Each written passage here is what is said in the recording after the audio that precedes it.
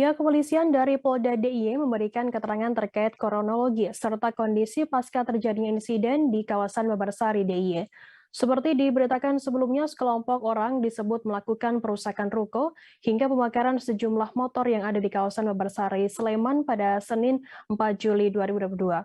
Aksi tersebut diduga merupakan buntut dari insiden bentrokan antar kelompok yang terjadi di sebuah tempat hiburan yang ada di kawasan Catur Tunggal, Depok, Sleman pada akhir pekan lalu. Kabid Humas Polda DIY Kombes Pol Yulianto mengatakan rentetan peristiwa tersebut dimulai pada 1-2 Juli 2022 lalu. Saat itu ada beberapa oknum kelompok berinisial L melakukan kegiatan di sebuah tempat hiburan di kawasan Babarsari. Karena suatu hal akhirnya terjadi insiden di lokasi tersebut. Setelah itu pihak tempat hiburan menghubungi ke bagian keamanan berinisial K. Kelompok K kemudian meminta agar tidak terjadi keributan, namun perusakan pun tak terhindarkan. Selain kerusakan, ada juga 3 orang yang terluka dan saat ini tengah dirawat di rumah sakit. Keributan kembali terjadi sekira pukul 5 pagi waktu Indonesia Barat dan kelompok L melakukan penyerangan di TKP Jambusari. Setelah peristiwa tersebut pada Senin 4 Juli, kelompok K datang ke Mapolda DIY untuk meminta penjelasan terkait penanganan kasus tersebut. Namun karena jawaban dirasa belum memuaskan, kelompok K kemudian menuju ke Babarsari dan melakukan perusakan. Lokasi yang menjadi sasaran perusakan diduga merupakan tempat yang ditinggali oleh L. Kombes Pol Yulianto juga menerangkan bahwa Polda DIY sudah melakukan penyelidikan untuk saat ini. Sudah ada saksi-saksi yang diperiksa.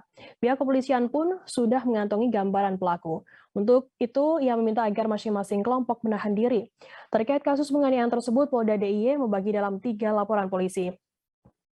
Laporan pertama adalah laporan tipe B dari TKP Jambusari, laporan tipe A untuk TKP tempat hiburan malam, dan proses laporan tipe A untuk perusakan di Ruko Babarsari.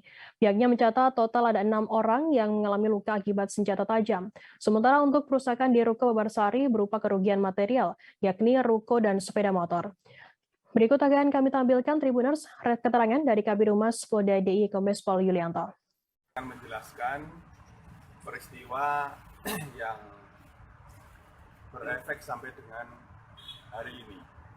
Kejadian ini bermula di hari Sabtu dini hari, tanggal 2 Juli, TKP-nya di salah satu tempat hiburan di Babarsari. Itu dari kelompok dari oknum dari warga